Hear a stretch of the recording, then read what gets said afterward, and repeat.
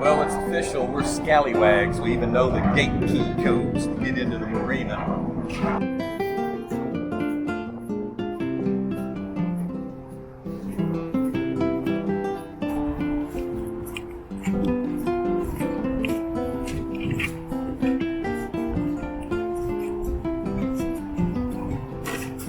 Well, and here she is, Twisted Angel.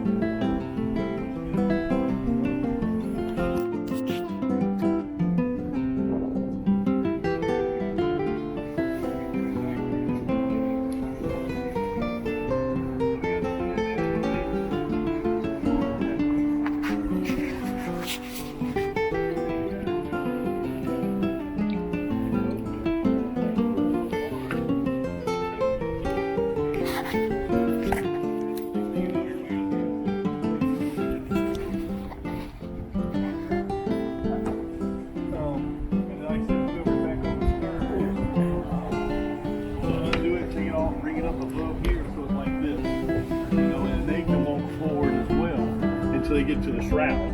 Okay. And then they'll just throw that one on. Okay.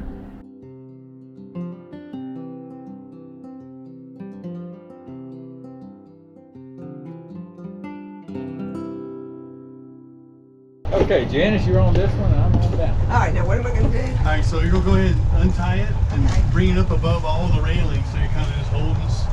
Guys, remember you got a camera there, so don't trip on that. Yeah. So yeah, just walk with it as we go by it. There you go, just throw it on the dock.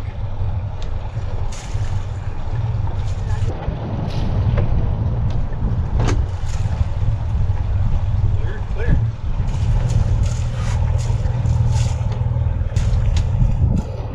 And you can only use forward and reverse. You don't even use your rudders when you're in trouble. No.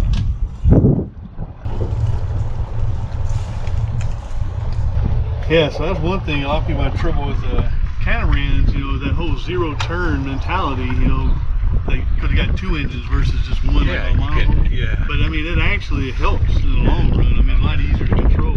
Yeah. So you've heard of red right returning?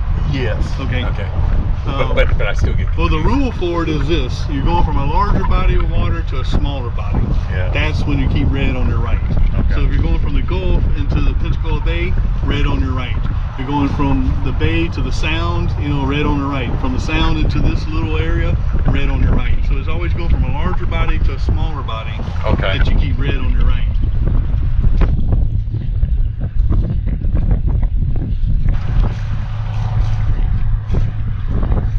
So what's this depth from?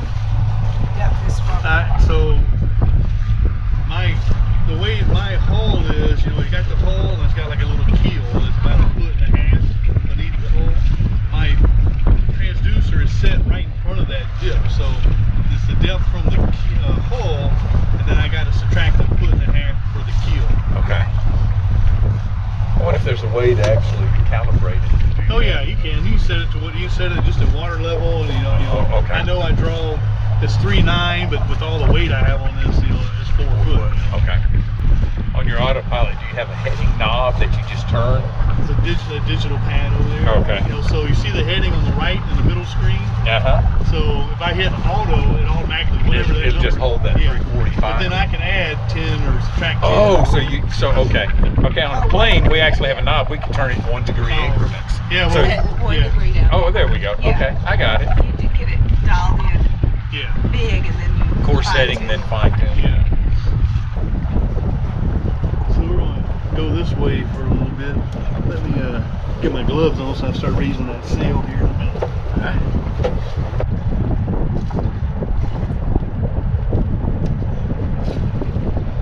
So, you know, the rule is you're not required to have a VHF radio, but if you have one, you're required to be monitoring channel 16, which is the international hailing and distress channel. Okay. So my heading's 280, but we're at 287, now at 86, so it should start for 85. So it's kind of finding its bearings, you know.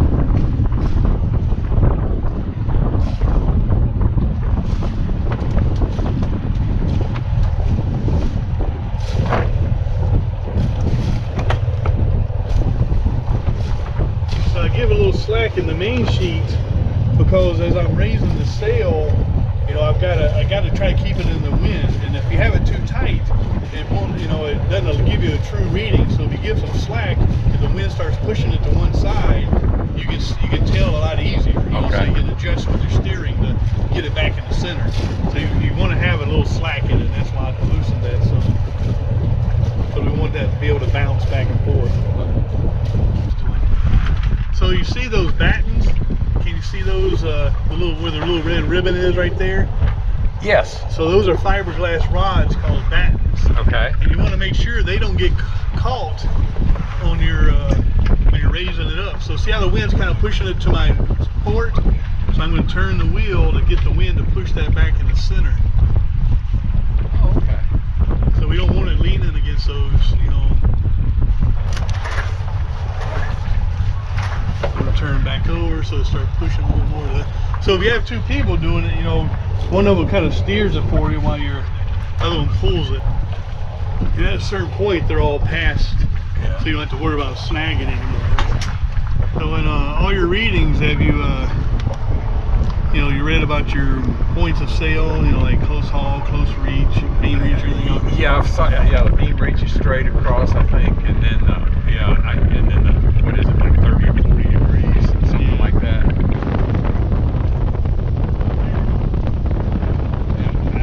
Oh, okay. When it was kind of fluttering a little bit. Okay.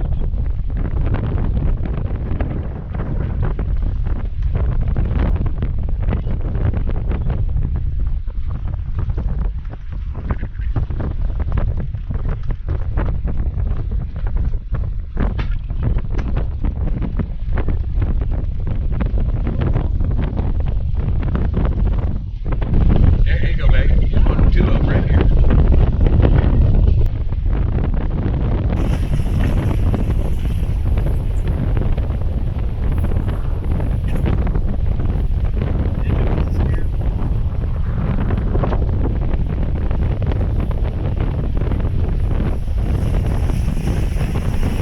At least I saw them.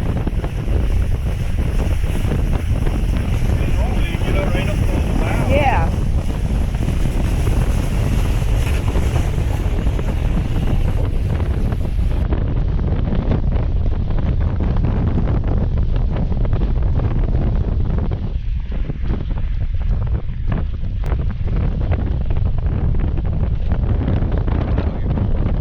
Now, we don't want to be over here with these lights, just as long as we're in the white plane, right?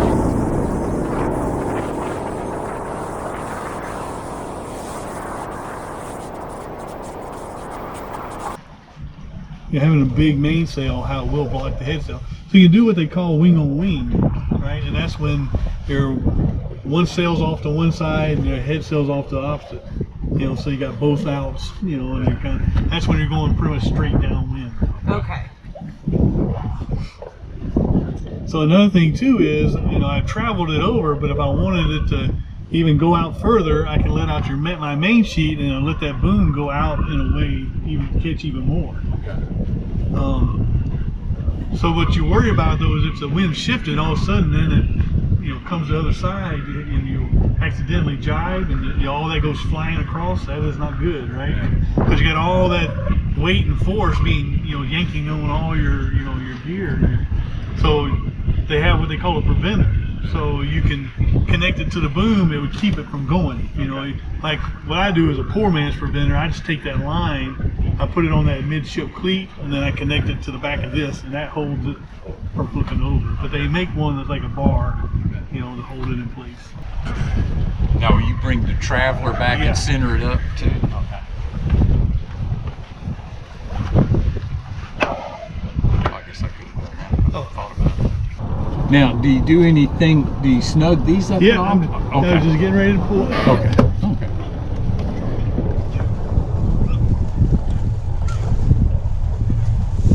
Yeah, sorry, I'm trying to say something before you do it, just so because I'm looking at it logically, thinking that's something that needs to be done. No, that's right. Now those are the sheets, right? Main sheet. Yeah, that's the main sheets, and the yellows are jib sheets. Okay.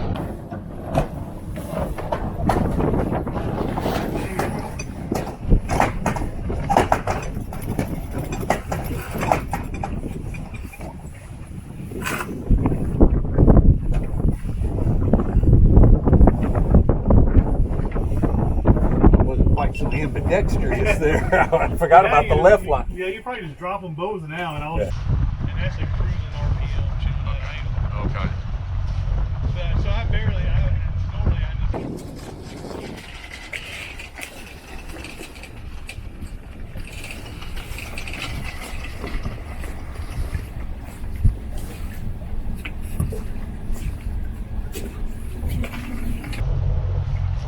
later tomorrow or Friday, I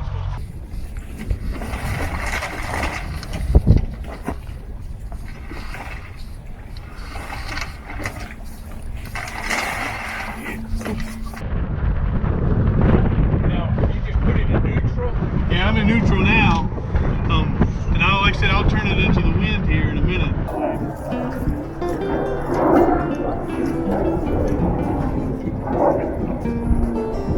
Do you disconnect that? Yeah. That kind of holds it in place. Oh, I see. I see. Hey, so go ahead and start letting her down.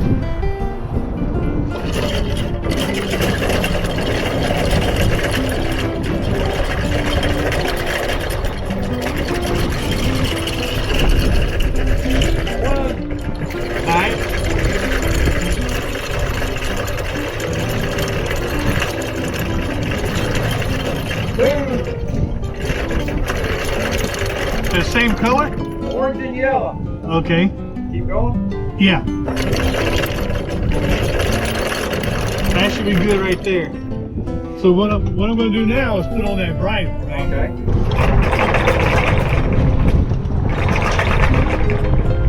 Want that under the water then?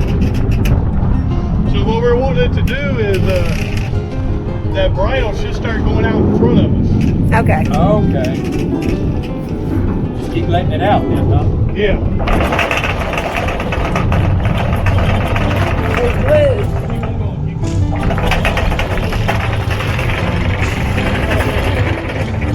Well, now it's just full of tight, right? We don't want it tight from where it connects to here. We don't want tension, so you're good right now. Okay. Right.